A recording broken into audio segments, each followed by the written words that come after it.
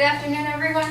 Hope you're having a wonderful day. My name is Denise Refutation, and today I'm going to be responding to the claim that the Dodgers will win the World Series this year. So the opponent's secondary claims were that the starting pitcher has the greatest effect on the outcome of the game, the Dodgers have a strong offense, and that the Dodgers have a team full of all-stars working together to beat their opponents for success.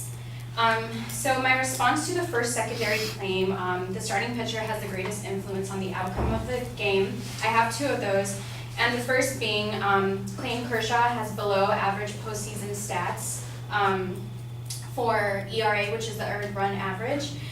This person was mentioned extensively in the speaker's speech, so I thought that I'd look into this. And just a little bit on ERA.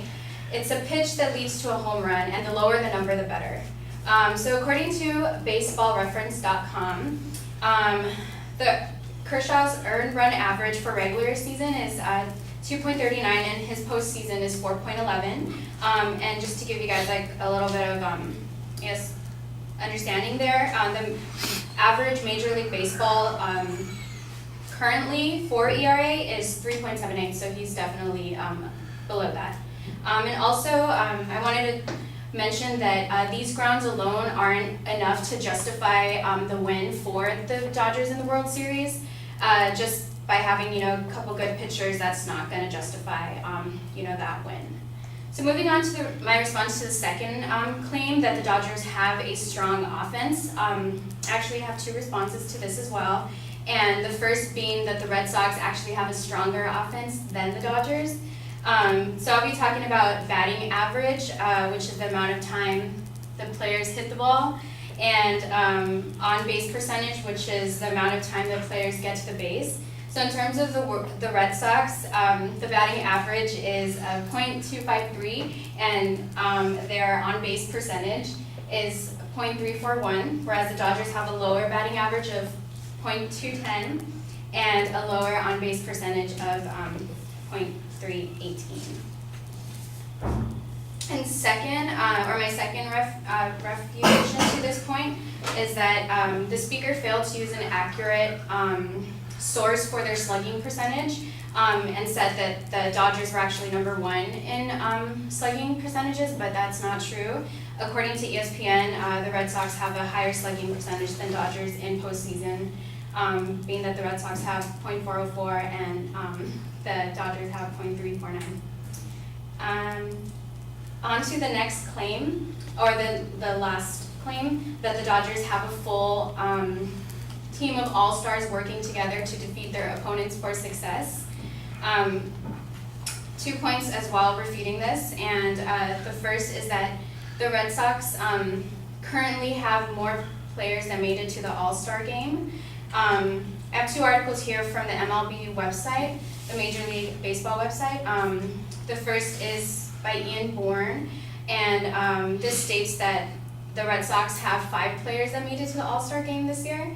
And the other article mentions, or by Ken Gurnick, mentions that the Dodgers only have 2 All-Stars.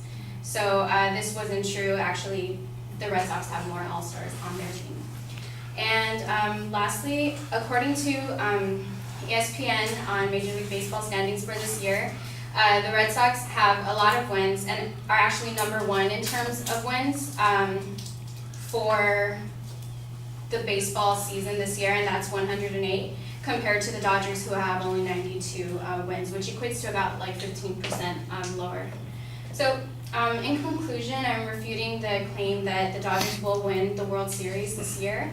So hopefully with the refutation and evidence that I presented here today, it is my goal for you guys to see that the Red Sox actually have a good chance at winning this year. Thank you.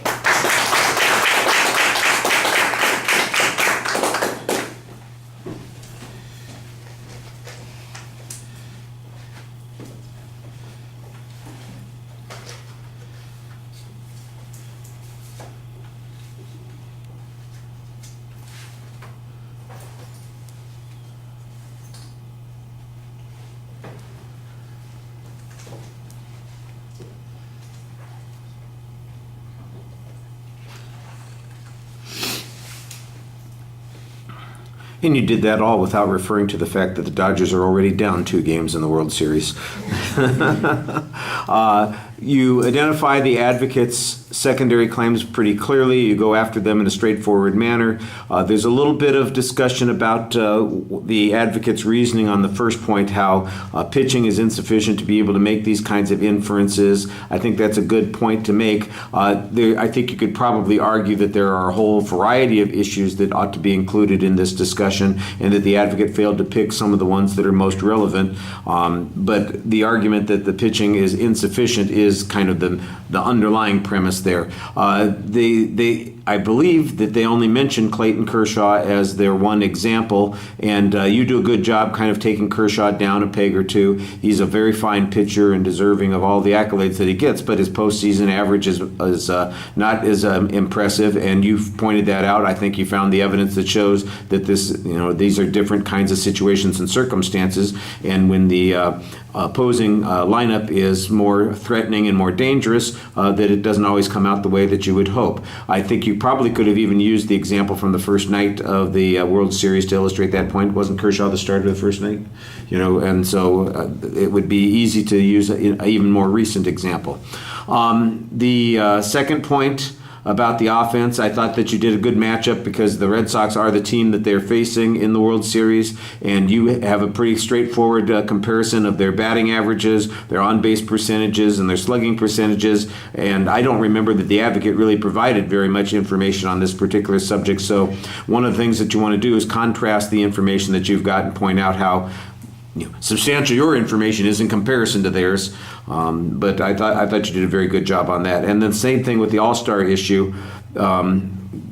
Just counting All-Stars is one way to do that. And I thought that the final argument, where you're talking about the position of the teams and their standings, the Red Sox had the best record in baseball this year with 108 wins, and the Dodgers had 92 wins, which is basically, I'm doing math in my head in front of people here, 16 fewer wins, 16 fewer victories. That's like 10% of the season. So that's a pretty substantial point. I think there's another way that you could say it that makes your argument even more powerful. Don't be shy about, pounding a little bit occasionally. All right, thank you.